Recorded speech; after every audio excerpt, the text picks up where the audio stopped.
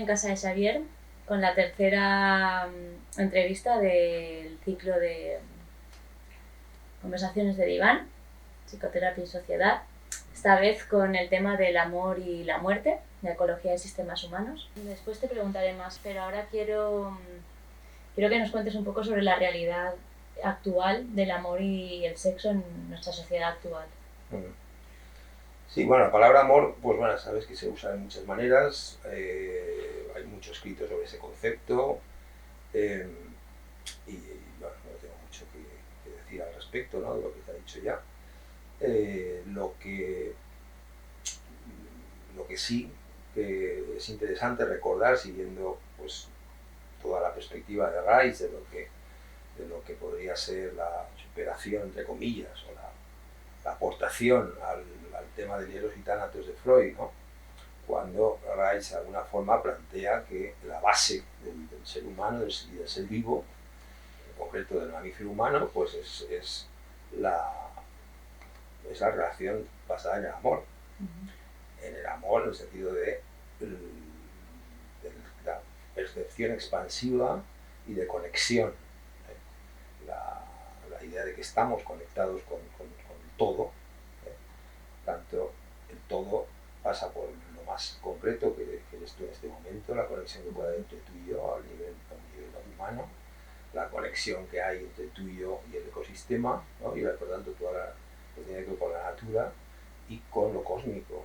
Entonces, esa conexión, para sentirla y para vivirla, pasa necesariamente por una apertura de conciencia, una apertura energética que es ni más ni menos que la sensación oceánica, es decir, de amor, ¿no?, que la podemos vivir en momentos. Evidentemente lo cotidiano nos embrutece, pero podemos vivir momentos, y eso se ve enturbiado, siguiendo un poco la visión de Reich, con nuestra organización defensiva, con nuestra coraza, y eso ha marcado completamente nuestra civilización y nos sigue marcando el día a día.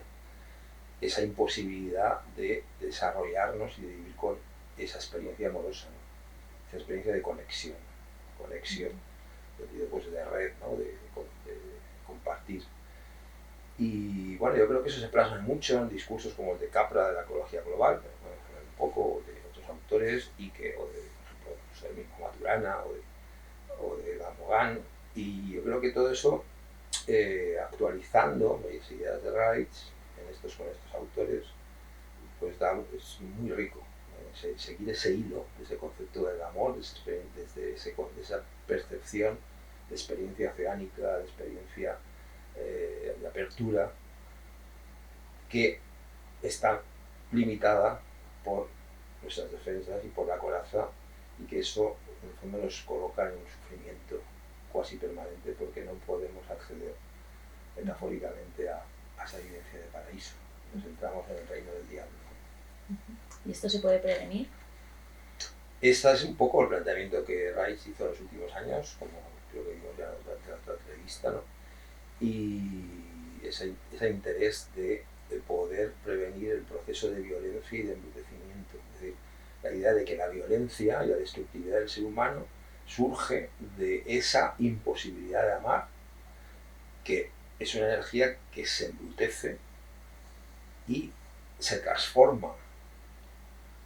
Por eso es tan fuerte la violencia, porque en el fondo surge de la fuerza del amor, de esa fuerza que se va colapsando y que se va convirtiendo en fango, ¿no?, el pantano lo va transformando en algo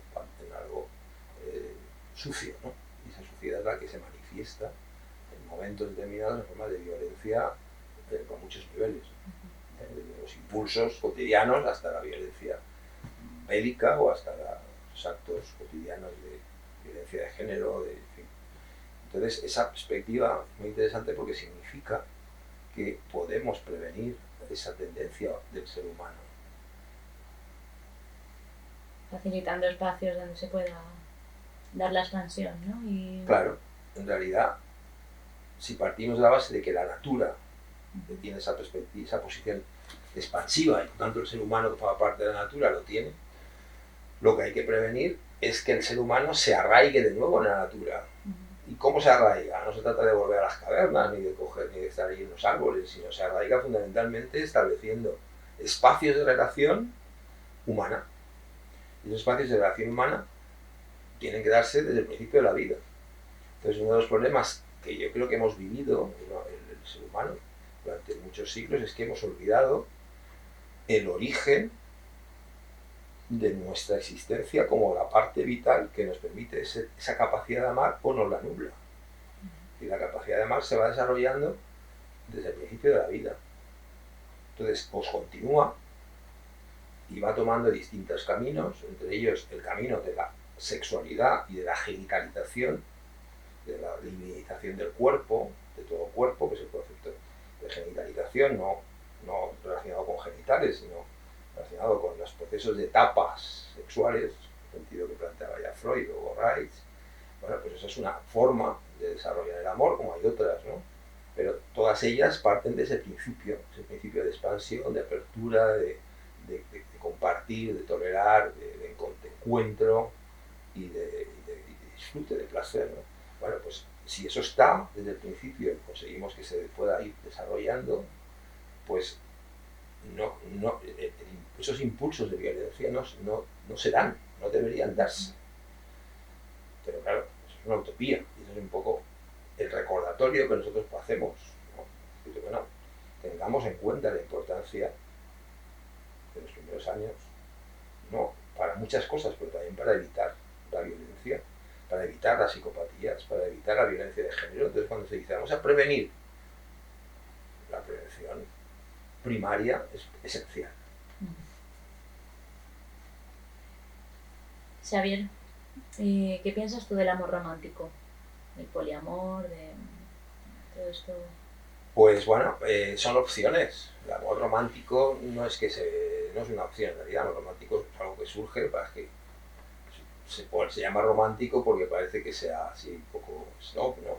Ahora en estos momentos ha habido épocas de la historia que ha tenido más moda, ¿no? Ahora, bueno, pues parece que estamos en otro momento y esa percepción de la poesía, del amor en palabras bonitas, de la estética del amor, parece que está un poco pasada de moda. Entonces, bueno, pues ahora, pues, en el fondo, son fenómenos similares, pero con otras palabras.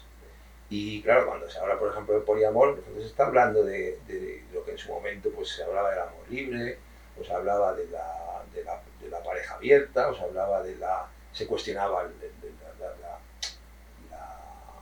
fidelidad como un acto un poco pues, compulsivo, pero todo era basado en la búsqueda de esa apertura expansiva, de cómo podemos amar, qué significa amar. Entonces, claro, el adulto se encuentra con el problema de que ya de por sí tenemos una dificultad para amar, porque no podemos olvidar todo lo que hemos vivido en nuestra historia, que muchas veces no tiene que ver con el amor, sino que tiene que ver con el sufrimiento, tiene que ver con la violencia, tiene que ver con la frustración, con la represión, con el abandono. Entonces no pidamos peras al olmo. Cuando decimos, bueno, que yo amo así, yo quiero amar así, bueno, una cosa es que yo quiera, otra cosa es que yo pueda. Entonces, bueno, pues amamos como podemos. Entonces el poliamor forma parte de ese amamos como podemos. Pues amamos a lo mejor a muchas personas de una manera determinada. En otros momentos de nuestra vida a lo mejor podemos amar a una sola persona de una manera determinada, no nos interesa compartir ese amor o esa intimidad con muchas. Entonces, ¿eso de qué dependerá? Pues dependerá del momento vital, de la organización defensiva que tenemos, de la moda o de la cultura. Pero bueno, pues son opciones que están ahí y que lo importante es que no nos dejemos llevar por la influencia sino cada cual pues intente conectar con lo que para él supone placentero, lo que para él supone una maduración, una realización, y que bueno, que vaya investigando, que vaya explorando. Y ahí entra un poco todo lo que es también el ser humano, la ruta o el camino de la investigación de la sexualidad y del amor. Es una ruta abierta. Creo que es importante lo que remarcas, ¿no? De que sea desde el contacto y no tanto desde las teorías. Sí, porque eso tiene mucho que ver con las modas, y luego, claro, sabemos que quien más se deja influir muchas veces por las modas es la gente joven, que es la etapa de la vida en la que más pulsiones hay, más apertura hay también, pero también hay a su vez más influencia del exterior. Entonces, bueno, puede haber una cierta confusión a veces entre lo que se siente y lo que se dice. Entonces, igual que antiguamente, no hace tanto, bueno, es antiguo ya, afortunadamente, por lo menos en Europa y en algunos países del mundo, pues la identidad gay era algo que muchas veces nos callábamos para que no se cuestionara o incluso no se nos encerrara en prisión. Y entonces era pues esa idea de que se nos metía, la gente se metía en el armario y no salía. Bueno, pues era una influencia exterior. Bueno, pues ahora esa influencia se puede dar también a otros niveles. Por ejemplo, a nivel de que si yo me defino como hetero, es una definición que hoy en día se está dando, es que soy hetero, soy homo. Bueno, pues a ver, esas definiciones, vale. No, es que yo me gusta estar con un chico, por ejemplo, y me gusta, vale, pero eso puede no ser moda, no ser guay, porque lo guay es a lo mejor estar con muchos o con muchas y sin pareja, o incluso la bisexualidad, como está pasando, ¿no? Que es como hay una definición cultural que va más hacia la bisexualidad, ¿no? Yo soy bisexual, yo también soy gay, yo también soy, o no, yo puede que sea transexual.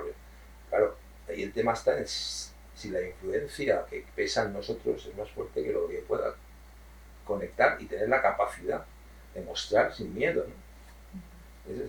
Bueno, y son las influencias culturales. Xavier, ¿en la clínica has visto un cambio en la forma de relacionarse de las parejas? Sí, la verdad es que esas influencias culturales, para bien o para mal, porque aquí nosotros nos dedicamos a observar, no a juzgar, ¿no? Y a cuestionar, pero sí que ha cambiado, y ha cambiado en base a la demanda también de las parejas que vienen a pedir ayuda, porque los conflictos son un poco diferentes, y también a nivel individual por el tipo de demanda que hay, ¿no?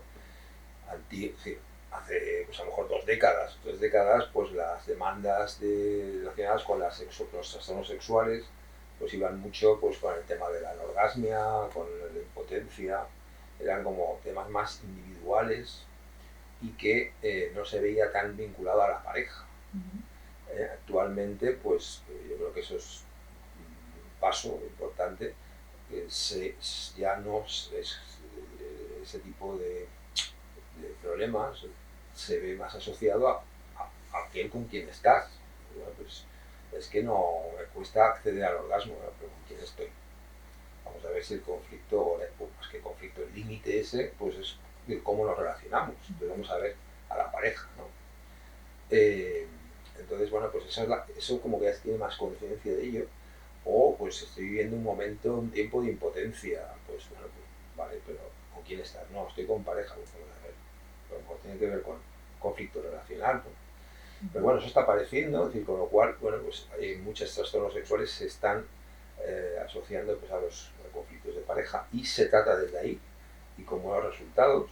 Entonces, bueno, pues la experiencia clínica nos ha ido llevando a ir desarrollando una forma específica de trabajar con los conflictos de pareja desde la psicoterapia breve carácter analítica. Entonces, desde un encuadre focal, pues hemos ido aplicando a los conflictos de pareja.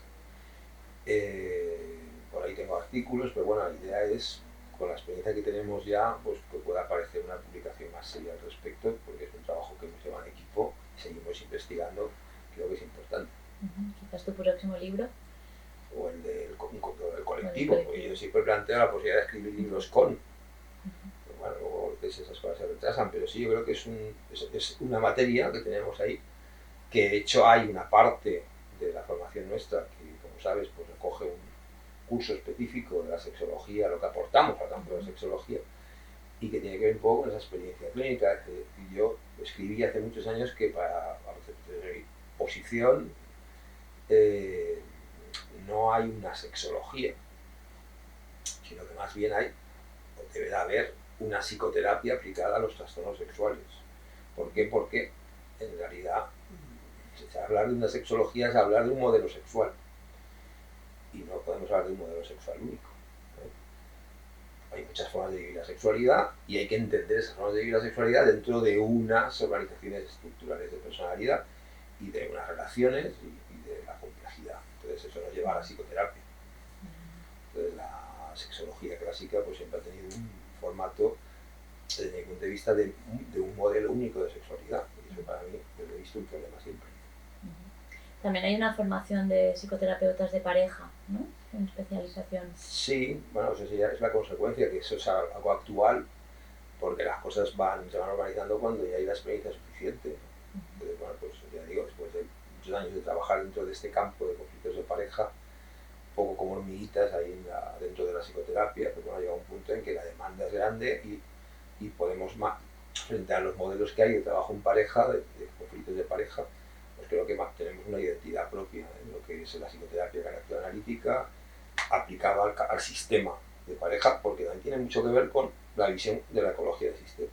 Es decir, la conexión entre lo que es la tradición analítica y las aportaciones que hemos ido recogiendo de diversos autores del campo de la sistémica y de la ecología de sistemas, aplicada un poco a la clínica.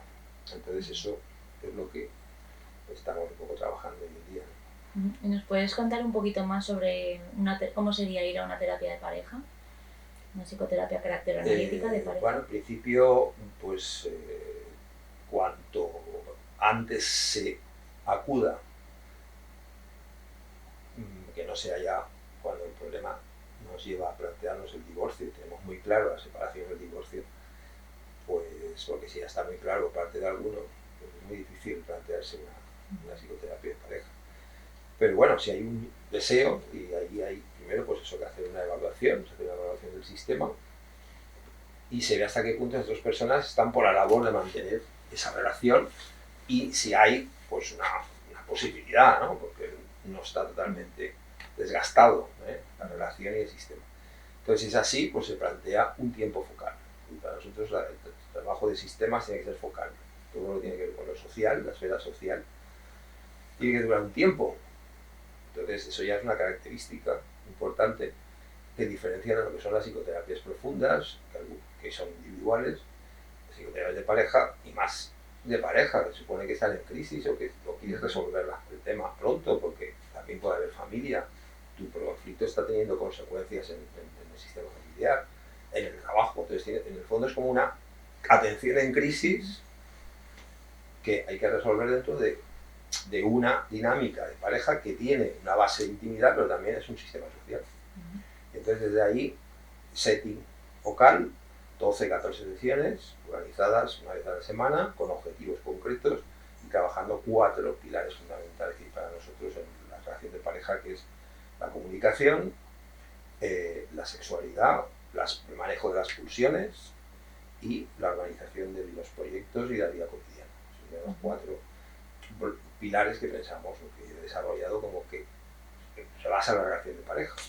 Con el objetivo que de la pareja, ¿cuál es? El objetivo de la pareja, en principio, es el de facilitar el bienestar, el placer, la sexualidad, el goce y el desarrollo de cada una de las personas de la pareja, la maduración, el proceso de desarrollo, ¿no? Individual. Claro, el momento en que uno de los dos siente que no evoluciona, que el estar con esa persona le limita su desarrollo personal o le hace sufrir, el sistema de pareja está caduco, está fallando, ¿no? Ya no tiene sentido. Entonces, claro, ahí es cuando tiene que plantearse la revisión por una persona externa para ver si podemos seguir recuperando, madurando, o es un sistema caduco que lo que interesa es plantear un divorcio, una separación amical y por tanto que sigamos siendo padres, si somos padres, o amigos si no hay hijos comunes, ¿no? Pero que sea como un último acto de amor. Entonces, en realidad, pues hemos creado un sistema basado en el amor, vamos a acabar con una posición amorosa, ¿no? Porque si tú me interesas, pues yo no quiero que sufras, esa es un poco la idea. Pero lógicamente eso de nuevo es una idea un poco ideal, porque la relación de pareja también pasa a ser, como sabes, uno de los sistemas más perversos y no el más perverso que hay. Se presta. ¿Por qué? Porque son solo dos, y es donde se vuelcan gran parte de todos los demonios que hemos ido viviendo a lo largo de nuestra vida, en los sistemas familiares, en el sistema familiar que hemos convivido y con las relaciones que hemos creado también, ¿no? Desde nuestra primera pareja, que es la relación con la madre, con la persona que ha hecho la función materna. Entonces, claro, todo eso luego se presta inconscientemente a desplazarlo en la otra persona. Estoy hablando de parejas no necesariamente heterosexuales, estoy hablando de pareja, significa dos, no significa, a veces ya la idea nos viene enseguida, pues si soy homosexual, pareja homosexual, si soy heterosexual, pareja heterosexual, no, la pareja es dos. Bueno, pero es un caldo de cultivo para desplazar muchas cosas que nos han ocurrido en el otro, volcarlas inconscientemente, olvidando que el otro es alguien muy concreto con una identidad actual. Entonces, por eso, dentro del trabajo nuestro de psicoterapia de pareja, toda la parte de análisis caracterial, por lo tanto psicodinámico, está también dentro de que es terapia focal. Por eso hablamos de que es una psicoterapia breve de carácter analítica aplicada al campo de pareja. Xavier, en alguno de tus artículos hablas sobre la alquimia en la pareja. Cuéntanos un poquito más sobre esto. Bueno, esa es una de las partes creativas. Es un poco poética, en el sentido en que la palabra alquimia, pues, que Jung utiliza mucho para recuperar un poco de la época del medievo, pues habla de eso, de la transmutación, ¿no? De la posibilidad de algo que en principio pues está bruto, es como muy primitivo, se puede trascender, se puede embellecer, se puede, bueno, pues, transformar en algo sublime.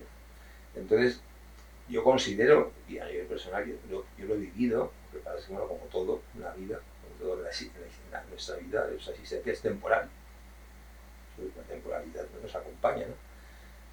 Pero pues, yo he corroborado que eso, que es que algunos autores mencionan, quizás no con este término, que es que el espacio de pareja, igual que la pareja puede ser muy perversa, puede ser completamente transmutadora de nuestras propias limitaciones e incluso miserias. Es decir, es un espacio que nos puede revelar muchas cosas de nuestra propia esencia, de nuestra propia natura, y desarrollarla a través de ese encuentro amoroso, de esa relación de apertura, de respeto, de amor y a su vez de sexualidad. Entonces, la sexualidad es un camino, como también dicen algunos místicos, es un camino de trascendencia.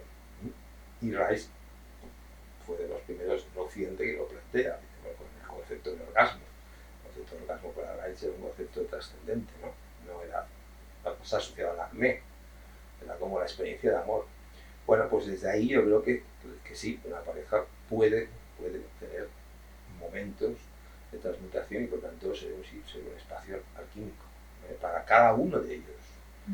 Hay una imagen del medievo, de un cuadro, en el que hay un caballo que está encima de dos figuras, ¿no? Entonces, bueno, pues simbólicamente está hablando de que es un camino común, pero los dos están creciendo, ¿no? Y que es un grabado que tiene que ver con este momento medievo, esta influencia de la alquimia. ¿Qué influencia ha tenido para ti la pareja en tu vida? Pues bueno, pareja, hijos, ha estado muy vinculado en mi caso, pero también ha habido experiencia de pareja como la actual, en la que no hay hijos comunes, pero es una experiencia amorosa es muy potente. Entonces, bueno, no necesariamente tiene que estar asociado al sistema familiar. Y bueno, yo creo que me ha acompañado siempre, yo soy un hombre de pareja. Entonces sí, he sido un hombre de pareja. Solo, pues, está muy bien, estar de vez en cuando, pero es aburrido, en el momento es aburrido. Entonces, las cosas, ¿por qué? Porque realmente yo he comprobado que esto que he estado diciendo, o que comento a veces, ¿no? De que estar y convivir con un otro es un puente para acceder a conectar más con la natura y con el cosmos. Es un puente. Solo creo que es mucho más complicado, porque bueno, pues es lo que Rice planteaba, el concepto de iluminación. Son dos que se encuentran y ese campo, esa vibración, esa conexión, potencia y te hace acceder, es como que te catapulta. Y entonces es bonito porque le catapulta a los dos. Entonces, bueno, esa experiencia pasa a ser una experiencia trascendente. Y yo creo que para mí ha sido así, afortunadamente. Y aunque ha habido momentos duros en cuanto a las relaciones, como siempre pasa, hay conflictos que han llevado incluso a separaciones, pero bueno, se aprende con esas experiencias y creo que asumir también el límite de una relación es importante y no es ningún fracaso. Hay muchas personas que nos vienen con la sensación, no, es que si me separo, vivo como fracasada, acabo con mi vida. Bueno, luego se dan cuenta de que seguramente eso ha sido un cambio que puede llevarnos a encontrarnos con una relación que nos hace crecer más a las dos personas. Entonces eso hay que pensarlo siempre. Claro, eso va totalmente antagónico al concepto de los celos, a las personas, pues a las cosas que están ahí haciéndonos sufrir, ¿no? Las posesiones, que incluso acaban, bueno, tú sabes, en asesinatos y en violencia muy cruda, ¿no? Que está ahí. Entonces es la otra cara. Entonces poniendo la cara un poco, pues, del amor, pero la pareja también es la cara de la violencia más encarnada en pulsiones, ¿no? ¿Y cómo ha influenciado tu experiencia del amor, de la familia en la ecología de sistemas humanos? Yo creo que es una influencia que ha sido uno de los pilares. La ecología de los sistemas humanos, bueno, es un término que en un momento determinado, en esos momentos creativos que decíamos antes, pues se me ocurrió plantear esta definición al colectivo del que formamos parte, del colectivo de la escuela, para cambiar lo que hablábamos o llamábamos antes prevención o profilaxis económica, siguiendo un poco la tradición más de los últimos años de Rice. ¿Por qué? Pues porque en los años 50, ahora han pasado más de 50 años, ¿no? 60, en su momento, cuando se plantea ese término, pues habían pasado más de 50 años. Y lógicamente había autores, investigadores que en esta línea, con otros nombres, han aportado cosas al campo de la ecología, ¿no? El campo de la ecología humana.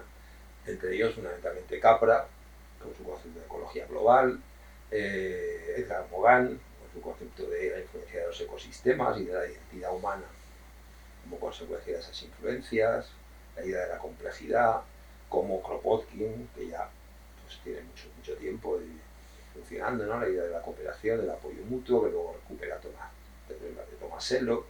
En fin, hay muchos autores que están en el fondo diciendo que lo que Rice planteaba también en su momento, en los años 40-50, de la necesidad de que el ser humano se arraigue en la naturaleza, recupere su ser natural para poder modificar la crisis planetaria, para poder recuperar de alguna manera nuestra esencia como seres humanos. Entonces, junto a los movimientos geopolíticos, sociales y más individuales de la ecología, que desde los años 60 se está funcionando y se está llevando adelante, había un espacio olvidado, un poco olvidado, que es el espacio que nosotros trabajábamos junto con otros colectivos. Es el espacio de la prevención primaria, desde el embarazo, posparto, pero también lo que viene después, es decir, todo el proceso madurativo, que se llama ontogénesis, hasta el final de la adolescencia.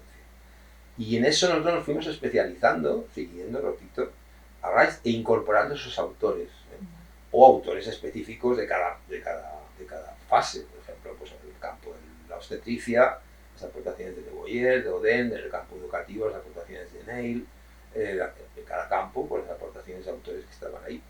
Y dentro de una visión global que Capra planteó desde mi punto de vista muy acertadamente, de crear redes intelectuales, científicas, alternativas a todos los niveles, de profesionales, que puedan ser una alternativa a la forma en la que vivimos a nivel social. Un paradigma nuevo. Y ese paradigma lo define como ecología global.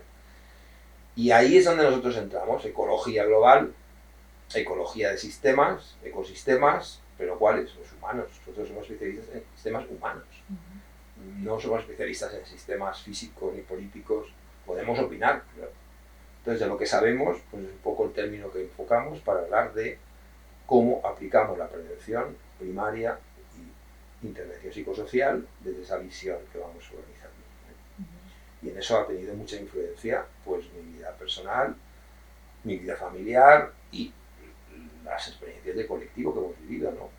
Que nos han hecho corroborar formas de alternativas y formas de trabajar que ahora están muy de moda, de cierta forma, ¿no? Puede ser la crianza respetuosa o otros nombres que se dan y que de alguna manera fuimos pioneros. Como dices, actualmente hay muchos proyectos de crianza. ¿Qué puntos de identidad tiene la crianza ecológica? Pues uno de ellos es que aplicamos el saber de la patología, de la psicopatología, al campo de la prevención. Es decir, lo que vemos y de lo que somos especialistas, que muchas veces los síndromes duros de la patología, ese síndromes depresivos, síndromes psicóticos, síndromes obsesivos, de angustia, etcétera. A la hora de intervenir y de trabajar con psicoterapia profunda, tenemos para mí la suerte de acceder a las causas, ¿no? A los orígenes, a la evidencia de cuáles son esas causas iniciales del sufrimiento y de la patología. Y entonces, bueno, claro, todos ellos remontan a unos inicios que coinciden con algunas teorías, ¿no? En los que se da mucha importancia a esos primeros tiempos.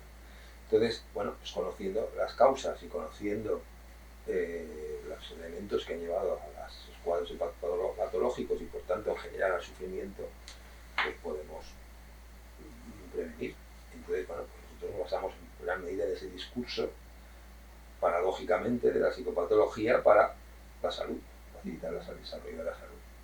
Y luego, otro elemento de identidad importante es que no tenemos un modelo único. El discurso no es una alternativa única, sino que lo que intentamos es aplicar leyes que tienen que ver muchas veces, o la mayoría de las veces, con la investigación que se hace dentro de lo que son las leyes de la ecología, las leyes de lo vivo, cómo funciona lo vivo, para aplicarlas a los sistemas humanos que son específicos y son, según la cultura también, pues son peculiares. Y según cada familia y cada sistema familiar son particulares. Entonces, la idea es aplicar leyes que puedan ayudar a esa organización, a ese sistema, a crear la atmósfera lo más próximo a esas relaciones saludables que permitan crecer dentro de una base de amor, de una base ecológica, crear atmósferas ecológicas, ¿no? Esos son los puntos de identidad principales. De ahí el término crianza ecológica. Entonces, bueno, luego pues lo que pasa es que pues, han ido postulando nombres similares, pero yo creo que hay diferencias considerables y más que nada pues, no es ni mejor ni peor seguramente, es un modelo específico que lleva también una historia en la cual hay que reconocer que somos pioneros en muchas cosas, ¿no? Aunque a lo mejor no se conozca, ¿no?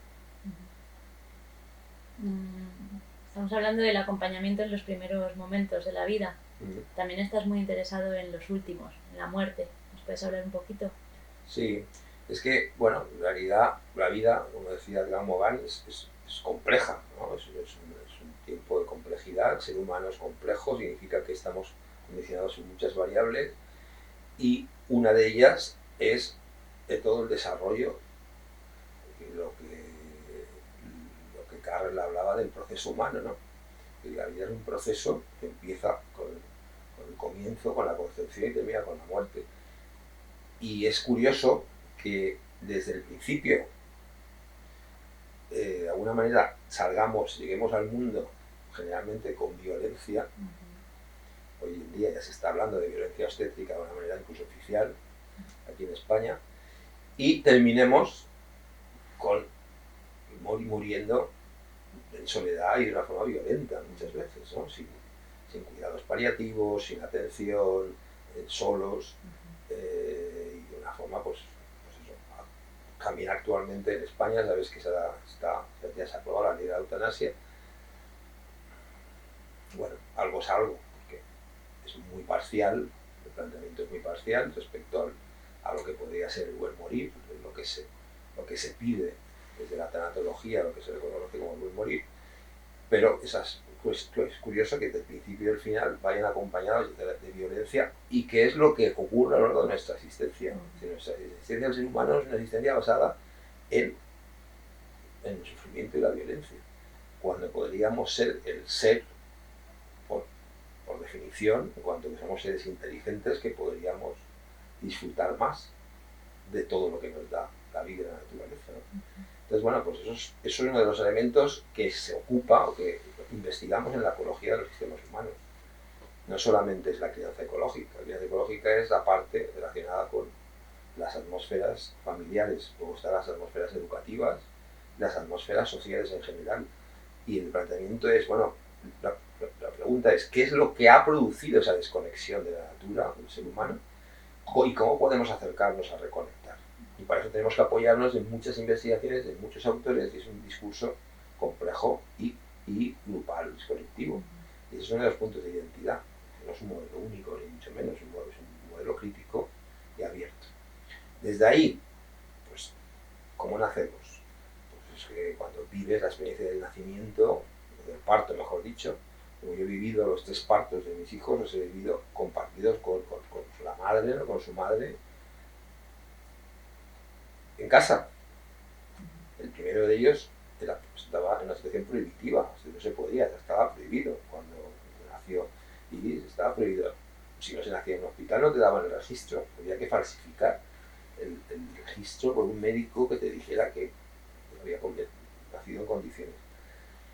Entonces, claro, dices, a ver, no podemos nacer en unas condiciones humanas, tiene que ser con una intervención, incluso a lo mejor con cesáreas programadas. Bueno, todo eso es un punto, digamos, un tema que ha estado ahí, que ha sido un tema tabú durante mucho tiempo y que ahora, pues afortunadamente hay mucha gente que lo está moviendo. Pero en ese sentido nosotros fuimos pioneros, tanto en el tema del nacimiento, siguiendo a Le Boyer y a Leoden, aquí en España me refiero, en colaboración con Acuario y con mi amigo Pedro Anguís y gente con la que colaboramos en el mismo momento, que fue pionero de la obstetricia natural, o Cristina Aznar, que forma parte de nuestra escuela, y bueno, eso hemos ido ahí trabajando. Igual que con la lactancia, con el proceso de lactar a demanda, el concepto de autorregulación en última instancia. Y no todas, bueno, muy pocas personas, incluso del ámbito de la psicoterapia corporal, de la visión supuestamente pues de la autorregulación, pues siguen estos principios. Y que hay escuelas post-reichianas que no trabajan en el campo de la prevención de esta manera. Tampoco entiendo por qué. Pero bueno, nosotros hemos ido en esa línea y hemos visto que hay una evolución al menos muy significativa en los niños y niñas que van creciendo así. Ahora tenemos experiencias ya de generaciones. Hay una escuela, que es Doñez, que tiene ya experiencia de los 30 años que lleva, pues de distintas generaciones que ya son adultos, que se han criado, se han educado ahí en esa escuela, desde esa perspectiva siguiendo a Neil. Y de ahí vamos pues a la intervención psicosocial en sistemas, y de ahí al tema de la muerte. Vale, ¿qué tiene que ver la muerte con la ecología de sistemas? Pues que es una experiencia última, ¿no? Entonces, tenemos derecho a morir bien, tenemos derecho a que se nos cuide, a que se nos atienda. Somos personas y la muerte es nuestra última experiencia, igual que la separación, el planteamiento de separación que decíamos antes, es una última experiencia de esa pareja como tal, pero la pareja tiene derecho a vivir esa experiencia en condiciones. Pues la muerte igual, mi muerte, la muerte, tu muerte, tenemos derecho, a no ser que nos venga de sorpresa en un accidente. Hay que cuidarla y hay que dedicar un dinero, y hay que dedicar un tiempo y una personal a acompañar a la muerte, a acompañar esa experiencia. ¿Cuánta gente muere sola? ¿Cuánta gente muere en hospitales, muere en UCI, con tubos y ya está? Y después, pues a las horas ya está o en el tanato, en la incinerada, enterrada, ¿no? Prácticamente, es decir, en unas horas. No se respeta el luto, siquiera. No se respeta. No se respeta. Estoy pensando en la muerte de mi abuelo hace unos meses. Murió solo. No pudieron entrar a acompañarle ninguno de los familiares y luego eso, le enterraron el día siguiente y apenas me dejaron verle un momento para despedirme. Abrió el ataúd el señor del tanatorio y me dijo, bueno, ya. Sí. Y yo, pues no, me estoy despidiendo. Sí, sí. Pero eso ha sido un tabú. Yo creo que sigue siendo un tabú. Yo creo que es más grande el tabú de la muerte que el tabú del sexo. ¿Cuántas personas se han encontrado con la experiencia o hemos visto en nuestras consultas, ¿no? Que de niñas decir, que nos cuentan, no, es que cuando yo era niña, pues murió mi mejor amiga y no pude verla, porque me dijeron que estaba en el hospital y cuando ya me dijeron que había muerto ya estaba enterrada. ¿Cuántas personas han venido? No, lo que tú dices, ¿no? Es que se murió mi abuelo, pero no me dijeron nada. Y cuando luego ya me lo dijeron con el tiempo. No acompañamos a las personas queridas, vamos, desde niños, adolescentes, incluso a las personas se nos oculta un poco, ¿no? Y enseguida, fuera. Entonces el luto, que es la tradición de que siempre ha estado ahí, es importantísima, incluso desde un punto de vista de transformación, de proceso de cambio. O sea, nuestra energía no desaparece en un momento. Somos un ser complejo que necesita un tiempo de dispersión y de apertura de campo, y eso pues, bueno, es una de las cosas que la tanatología, es el concepto digamos, el término que se trabaja, se define todo lo que tiene que ver con la investigación sobre la muerte, pues tiene muy en cuenta. Y hay muy pocos trabajos sobre este tema y pocas jornadas, pocas investigaciones. Una de las pocas jornadas que había en España las organizamos la Asociación Española de Tanatología, de la cual yo fui fundador, que duró un tiempo por influencia de la Asociación Francesa, pero de luego hay pocos profesionales trabajan este tema, en paliativos, en salud, en sanidad en general. Es un campo que está muy poco desarrollado. Entonces, bueno, dentro de la ecología de sistemas humanos, nuestro objetivo es que se recupere también esa idea del buen morir, ¿vale? No solamente del concepto de eutanasia, sino de acompañamiento y de preparación a esa experiencia y de acompañamiento a la experiencia antes y después.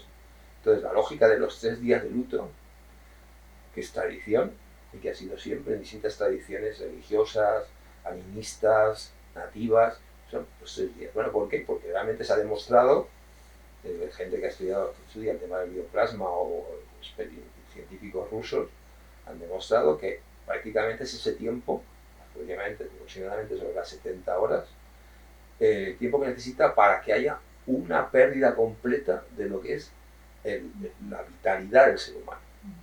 ¿Vale? Entonces la muerte no puede estar asociada al paro cardíaco o al paro cerebral, tiene que estar asociada al proceso de transmutación de ese campo energético, de difusión, como queramos llamar. Y yo no entro ya después, porque no es mi campo, ni no sé si es el campo de alguien, pero lo que sí sé es que la vida se mantiene un tiempo después de la muerte. Es decir, la vida está aunque el concepto de biología, de muerte biológica exista. Y eso se percibe, eso se capta. Entonces, si tú acompañas a alguien, llega un momento en que vas sintiendo cómo realmente ya pasa a ser un cuerpo sin vida. Eso lleva un tiempo. Pasa con los animalitos, pasa con todo, ¿no? Hay un tiempo. Bueno, pues vamos a respetar ese tiempo. ¿Por qué no? Tiempo de luto, de poder despedirnos, de poder compartir. No sé lo que hay después, pero lo que sí sé es que ese tiempo forma parte de la vida y hay que reivindicarlo. Se estaba hablando del inicio, del fin de la vida. ¿Cómo concibes la existencia humana, Xavier? Pues la existencia, como dicen muchos filósofos y pensadores, está asociada al tiempo. Somos tiempo, somos una pequeña porción de temporalidad. Y tenemos la particularidad de que somos conscientes de ese tiempo, a diferencia de otros seres vivos, ¿no? Es decir, no sé si conscientes o de modificar el tiempo con conciencia, ¿no? Entonces, bueno, el tiempo va asociado a una percepción subjetiva de esa temporalidad, y esa percepción está condicionada a su vez por una serie de factores culturales, sociales, laborales, y de propia, interiores, individuales, que significa cómo percibo yo esa temporalidad, cómo vivo yo el tiempo y por tanto cómo puedo gestionarlo. Y muchas veces esa conciencia del tiempo está perdida por la rutina, por el embrutecimiento de lo compulsivo, de la compulsividad de la actividad. Entonces me meto un poco en la rutina del día a día, en la actividad que tengo ya programada, y al final es un mecanismo compulsivo. Incluso pues hago el amor un día determinado, una hora determinada, de una forma, o salgo a la montaña un día determinado, cojo vacaciones. Entonces es cierto que en esta sociedad actualmente quizás está habiendo una mayor conciencia social del valor del tiempo, y realmente es, incluso con algún film que hay por ahí, ¿no? Realmente el tiempo quizás es lo más valioso que tenemos, ¿no? ¿Por qué? Porque es nuestra existencia, está asociado con un reloj, pero a la vez del reloj está también el cómo nosotros percibimos el reloj, y hay muchas formas de percibirlo. Es muy distinta la forma de percibir el reloj desde una percepción obsesiva, maníaca, depresiva, no estoy hablando de trastornos psicopatológicos, sino de rasgos, ¿no? de tendencias, o llamaré, si quieres, pasota, si no quieres poner etiqueta, o trascendente. Entonces, bueno, pues ese tiempo se va a vivir de forma distinta, pero en última instancia eso está asociado al concepto de ritmo, que es un concepto que vemos tanto en la ecología de sistemas y por lo tanto en la prevención, el recuperar el ritmo vital, que no lo marca el reloj, lo marca la naturaleza, lo marca el reloj de la ecología, y nos olvidamos de ese reloj. Entonces tiene que haber una contraposición entre el reloj biológico, el reloj de la naturaleza, y el reloj social. Y el reloj social es el que priva, es el que nos marca nuestra existencia, y va en contra, la mayoría de las veces, del reloj biológico. Y con mucha prisa. Claro, porque bueno, es el objetivo del logro. Hay que producir, hay que conseguir cosas, hay que hacer cosas. Hay que tener dinero para consumir, en fin, es la rueda. Si nos salimos de esa rueda, ¿cómo nos salimos? Si no tenemos los medios económicos para salirnos. Si los tuviéramos, mucha gente los tiene, pero tampoco se da cuenta, no es consciente, no sabe. Y ahí entra otro factor. Pero ese corte es muy importante, esa ruptura, esa contraposición entre el ritmo biológico y el ritmo social, que es algo que hay que plantearse e intentar recuperar. Y luego está el que yo pueda tener conciencia de ese ritmo. Pues si no tengo conciencia y no tengo capacidad para poder vivir el tiempo, claro, si hay personas que en determinada te dicen, yo, ¿para qué quiero el tiempo si quiero morirme? Si no le encuentro sentido a la vida, si no le saco, si no siento la alegría interior, si no percibo ni conecto, porque no puede pasarnos, ¿no? No siempre estamos en esa disposición. Ese es un tiempo que se nos va. Entonces, precisamente, la ecología, la crianza ecológica y la psicoterapia ahí se unen. ¿Por qué? Por un lado, con la crianza ecológica estamos creando atmósferas que van permitiendo que el ser humano se desarrolle con una conciencia de temporalidad desde el ritmo biológico, desde la conexión interna. Y por otra, la psicoterapia nos ayuda, o la psicoterapia de carácter analítica, los objetivos es ayudar a que la persona se reconecte con lo que es la capacidad de vivir y por tanto su percepción de la existencia, donde esa tendencia obsesiva, compulsiva, masoquista, maníaca de vivir el día a día se pueda neutralizar, que es muy difícil porque es social, pero bueno, se puede neutralizar y puede haber tiempos de pausa, tiempos de silencio, tiempos de contacto, tiempos simplemente de percibir sonidos, de estar en la naturaleza, de estar en contacto en una conversación tranquila, del disfrute de una copa de té, de un hacer el amor sin tiempo, de tantas cosas que el reloj no sirve. Para otras sí, pero para otras no, pero para eso tenemos que poder vivirlas. Y ahí nos ayuda la psicoterapia, a poder vivir la existencia, con mayúsculas, vivir. Y la crianza ecológica nos ayuda a que se pueda vivir sin necesidad de psicoterapia. Entonces, bueno, pues estamos en los extremos, trabajando por la utopía de unos seres humanos con capacidad de vivir y por lo tanto de vivir una existencia con calidad y con humanidad, y por otra parte la psicoterapia sigue teniendo una función de ser, porque la realidad a día de hoy es que no tenemos la capacidad de vivir esa existencia de forma humana, por tanto en contacto con la naturaleza. Y esa es uno de los objetivos de la psicoterapia de carácter analítica, siguiendo la tradición de Reich y de otros autores, teniendo en cuenta que la percepción es somatopsíquica, no es solo cognitiva. La percepción implica una identidad, una conexión interna y una capacidad de relación. Y todo eso pasa por un proceso en el que hay que integrar funciones, ¿no? Y hay que trabajar la relación terapéutica, hay que trabajar los sentidos, hay que trabajar la percepción. Y es un poco lo que hacemos, intentamos hacer en el diván richiano. Por tanto, hay principio y fin están integrados en la existencia y el tiempo. Y también de este ciclo de entrevistas, Xavier, y vamos al fin con esta pregunta que acabas de responder. El tiempo en el reloj. Pues gracias, Eva. Gracias, Jorge, por estar ahí detrás de la cámara. Y bueno, pues espero que podamos aprender todos y todas de estos comentarios y reflexionar, porque es cosa de todos y todas.